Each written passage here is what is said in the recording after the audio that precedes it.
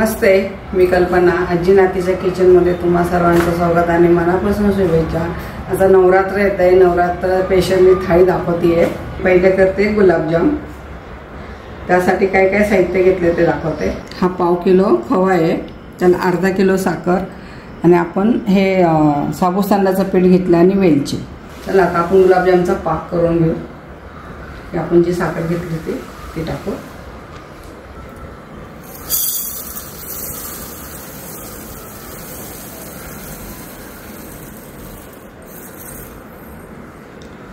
आणि साखर बुडेल एवढंच पाणी टाकायचं. ह्याचा जास्त घटपाक करायचा नाहीये. एक उकळी आली की आपण बंद करणार आहे.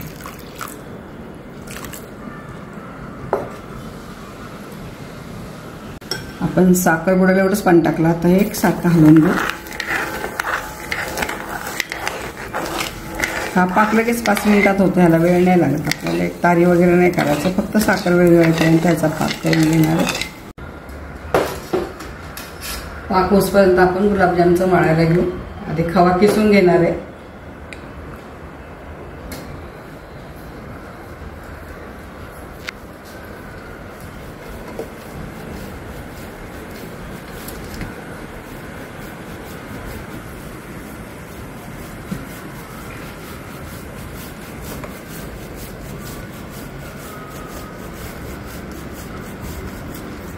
असा एक सारखा खवा किसला ना गुलाबजाम चांगले होतात.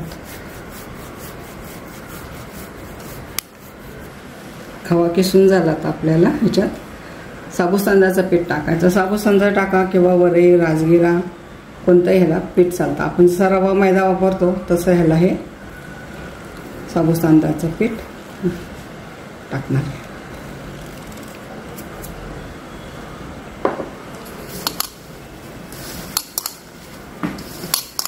सारखं मळून घ्यायचं. थोडंसं दूध, साबुदाण्याचं पीठ आहे ना त्याच्यामुळं थोडंसं दुधाचा हात घेणार आहे आपण.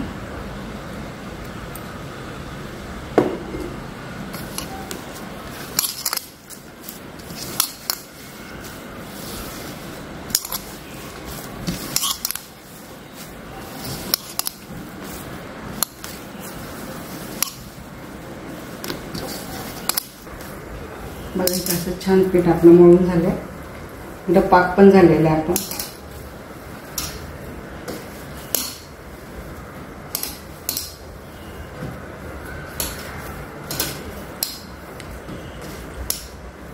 हे 5 मिनिटं आपण पीठ मुरवायला ठेवू.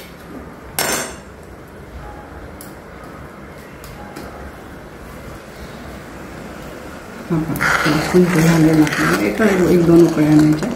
हा पाक झाला. फक्त साखर विरघळायची आपल्याला. तो पण आपलं पीठ पण मुरत आहे.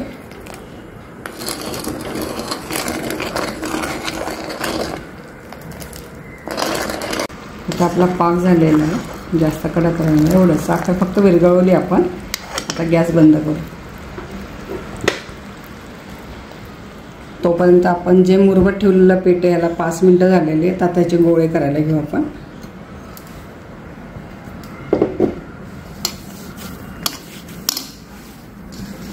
बघा छान झालं पीठ असं.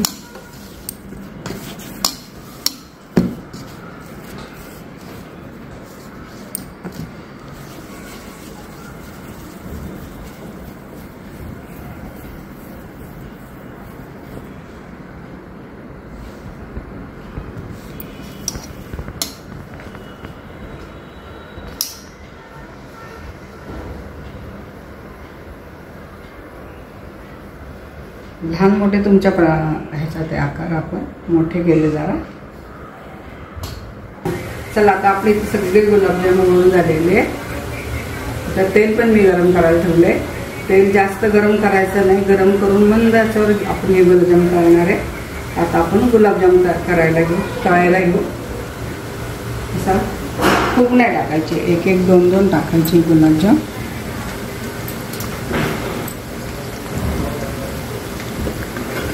मी असं तेल करायचं म्हणजे आपले गुलाबजाम छान होतात.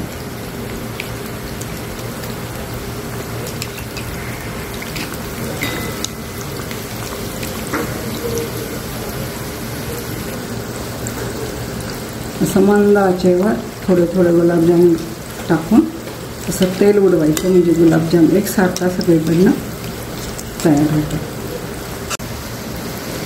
मंद आचेवर आपले हे गुलाबजाम तळून होतात. ते मला छान झाले. ते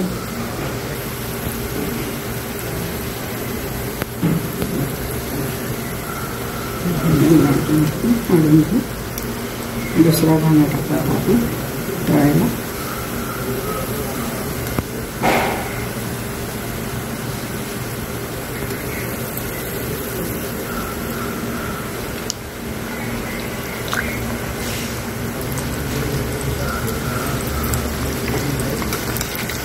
ह्या पद्धतीने आपण सगळे गुलाबजाम तळून घेऊ. सगळे गुलाबजाम आता तळून झालेले.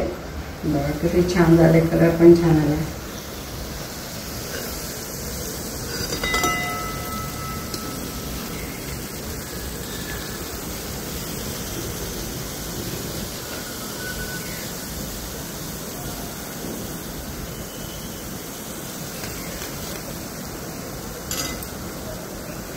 आता आपण जो पाक केला होता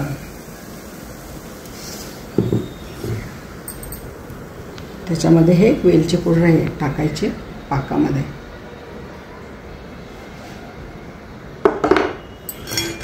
मिक्स करून घ्यायचं.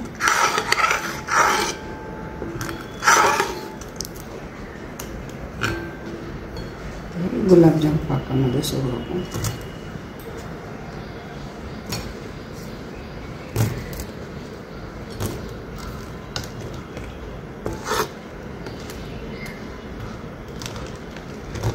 छान झालं टाकलं तर हे 5 ते 10 मिनटं पाकामध्ये मुरवत ठेवू, म्हणजे चांगले मऊसूत गुलाबजाम होतात. हे पण जसे करतो रवा मैदा घालून त्याच पद्धतीने हे पण गुलाबजाम लागतात.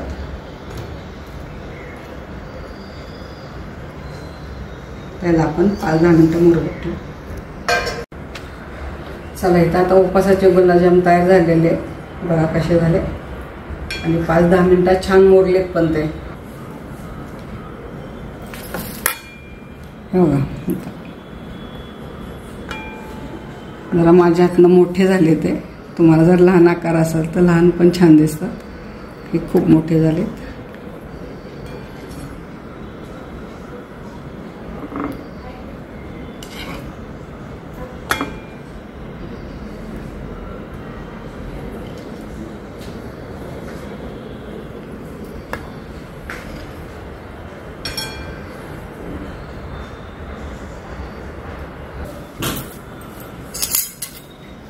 गुलाबजाम कसा झालाय मी तो दाखवते.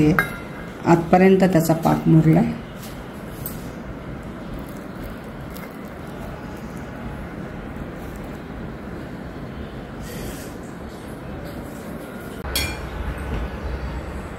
तुम्हाला जर ही रेसिपी आवडली असेल तर लाईक करा, कमेंट करा, सबस्क्राईब करा.